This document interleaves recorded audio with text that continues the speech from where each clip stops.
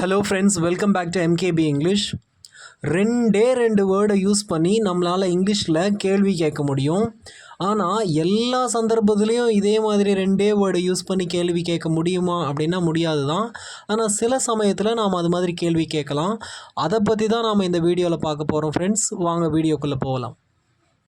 எவ்வளோ நேரம் ஆகும்னு நம்ம கேட்போம் இல்லையா? இதை இங்கிலீஷில் சிம்பிளாக ஹவு லாங் அப்படின்னு சொல்லலாம். பீச்சுக்கு போய் சேர்றதுக்கு எவ்வளோ நேரம் ஆகும்? How long will it take to drive to the beach? How long will it take to drive to the beach அப்படின்னு சொல்லுவோம் இல்லையா? அதை சிம்பிளாக நாம் ஹவு லாங் அப்படின்னு ரெண்டு வார்த்தையில் கேட்டுடலாம். இங்கிருந்து எவ்வளோ தூரம் போகணும் அப்படின்னு கேட்போம் இல்லையா? அதை சிம்பிளாக இங்கிலீஷில் ரெண்டே வார்த்தையில் நறுக்குன்னு கேட்கலாம். அது என்னென்னா ஹவு ஃபார் அப்படின்னு. இங்கிருந்து பெட்ரோல் பங்க் எவ்வளோ தூரம் அப்படின்னு கேட்போம் இல்லையா? அதை இங்கிலீஷில் how for is the petrol station from here? How for is the petrol station from here? அதை பெட்ரோல் பங்க் அப்படின்னு கூட சொல்லலாம். இந்தியாவில் தான் பெட்ரோல் பங்க் அப்படின்னு சொல்லுவோம். ஃபாரின்லலாம் பெட்ரோல் ஸ்டேஷன் அப்படின்னு தான் சொல்லுவாங்க. இதை நாம் சிம்பிளாக ரெண்டே வார்த்தையில் ஹவு ஃபார் அப்படின்னு கேட்கலாம். ஒரு விஷயம் சரியாக எப்போ நடந்தது அப்படின்னு கேட்போம் இல்லையா? அதை இங்கிலீஷில் வென் எக்ஸாக்ட்லி அப்படின்னு சொல்லலாம். இப்போ இது மேலே ஒரு எக்ஸாம்பிள் சென்டென்ஸை பார்க்கலாம். சரியாக மீட்டிங் எப்போ நடக்க போகுது அப்படின்னு கேட்போம் இல்லையா? அதை when exactly is the meeting schedule to happen? When exactly is the meeting schedule to happen அப்படின்னு சொல்லலாம். அதையே ஷார்ட் ஃபார்மில் ரொம்ப சிம்பிளாக வென் எக்ஸாக்ட்லி அப்படின்னு கேட்கலாம். இப்போ நாம் பார்க்க போகிறது ஹூ நோஸ். இந்த ஹூ நோஸ் அப்படின்ற இந்த கொஸ்டினை ரெண்டு விதமாக நாம் யூஸ் பண்ணலாம். தமிழில் கூட நாம் ரெண்டு விதமாக தான் யூஸ் பண்ணுறோம். ஸோ அதை இப்போ நாம் பார்க்கலாம். ஹூ நோஸ் அப்படின்றத தமிழில் நாம் ரெண்டு விதமாக சொல்லுவோம். எப்படின்னா, யாருக்கு தெரியும் அப்படின்னு, யாருக்கு தெரியும் அப்படின்னு. இதை நல்லா புரிஞ்சிக்கிறதுக்கு ஒரு எக்ஸாம்பிளை பார்க்கலாம். அவன் ஏன்டா திடீர்னு எந்திரிச்சு போயிட்டான்? Why did he leave so suddenly? இப்படி யாராவது கேள்வி கேட்கும்போது நமக்கு விடை தெரியல அப்படின்னா, இல்லை ஒரு குழப்பமாக இருந்தது அப்படின்னா, யாருக்கு தெரியும் அப்படின்னு சொல்லுவோம் இல்லையா? ஸோ இந்த சுச்சுவேஷனில் நாம் ஹூ நோஸ் அப்படின்றத யூஸ் பண்ணலாம். Why did he leave so suddenly? Who knows அப்படின்னு சொல்லுவோம். இப்போது ஹூ நோஸ்க்கான ரெண்டாவது சுச்சுவேஷனை பார்க்கலாம். இப்போது நீங்கள் கேள்வி கேட்குறீங்க, அங்கே 10 பேர் இருக்காங்க. அந்த 10 பேரில் யாரோ ஒருத்தருக்கு தான் ஆன்சர் தெரியும் அப்படின்னு வச்சுக்குவோம். ஸோ அவங்கள யாருக்கு ஆன்சர் தெரியும் அப்படின்னு கேட்குறப்போ ஹூ நோஸ் அப்படின்னு சொல்லுவோம். Who knows the answer? யாருக்கு ஆன்சர் தெரியும்?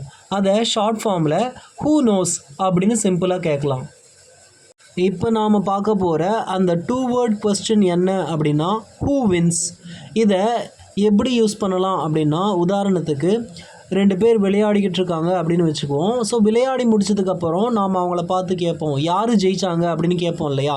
ஸோ இந்த மாதிரி யார் ஜெயித்தாங்க அப்படின்னு கேட்குறதுக்கு இங்கிலீஷில் இந்த 2 வேர்ட் கொஸ்டினை யூஸ் பண்ணலாம்.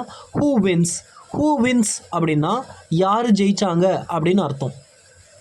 இங்கே உங்களுக்கு ஒரு சந்தேகம் வரலாம், நடந்து முடிஞ்ச விஷயத்துக்கு நாம் பாஸ்ட் டென்ஸ் தானே யூஸ் பண்ணணும், வின் அப்படின்றது ப்ரெசன்ட் டென்ஸ் தானே, ஸோ ஏன் நாம் ஹூ வின்ஸ் அப்படின்னு கேட்கணும், ஹூ ஒன் அப்படின்னு தானே கேட்கணும்னு நீங்கள் நினைக்கலாம்.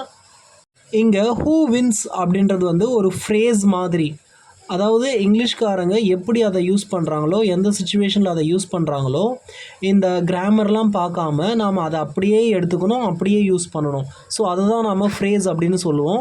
ஸோ இங்கே ஹூ வின்ஸ் அப்படின்றது தான் சரியான ஃப்ரேஸ். ஹூ ஒன் அப்படின்னு சொன்னாலும் தப்பு இல்லை.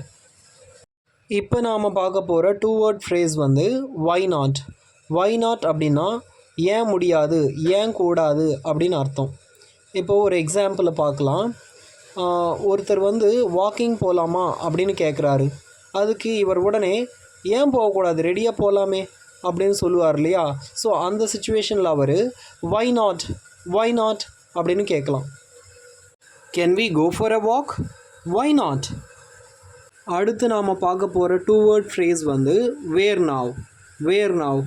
இந்த வேர் நவ் அப்படின்றத எங்கே யூஸ் பண்ணலாம் அப்படின்னா, இப்போ நீங்கள் ஒவ்வொரு இடமா போயிட்டுருக்கீங்க. ஒரு இடம் முடிஞ்ச உடனே இன்னொரு இடத்துக்கு போவீங்க இல்லையா? ஸோ அந்த சமயத்தில் கேட்பீங்க, இப்போ எங்கே போகலாம், இப்போ எங்கே போகலாம் அப்படின்னு கேட்பீங்க இல்லையா? ஸோ அந்த சிச்சுவேஷனில் தான் நீங்கள் வேர் நவ் அப்படின்ற 2 வேர்ட் ஃப்ரேஸை யூஸ் பண்ணலாம். பார்க்கையும் பார்த்தாச்சு, மியூசியத்தையும் பார்த்தாச்சு, இப்போ எங்கே அப்படின்னு கேட்போம் இல்லையா? ஸோ அந்த சமயத்தில் தான் வேர் நவ்வை நாம் யூஸ் பண்ணலாம். We have visited the park and the museum. Where now? We have visited the park and the museum. Where now? அப்படின்னு சொல்லலாம். இப்போ நாம் பார்க்க போகிற 2 வேர்ட் ஃப்ரேஸ் வந்து who cares. Who cares? எனக்கு அதை பற்றி ஒரு கவலையும் கிடையாது அப்படின்னு சொல்லுவோம் இல்லையா? அதை தான் நாம் இங்கிலீஷில் who cares அப்படின்னு சொல்கிறோம். அடுத்த வாரம் எக்ஸாம் இருக்குடா அப்படின்னு ஒருத்தன் சொல்கிறான்னு வச்சுக்குவோம். இவனுக்கு அதை பற்றி எந்த கவலையும் இல்லை. அந்த சமயத்தில் அவன் என்ன சொல்லலாம் அப்படின்னா who cares, who cares அப்படின்னு சொல்லலாம். There is an exam next week. Who cares, who cares.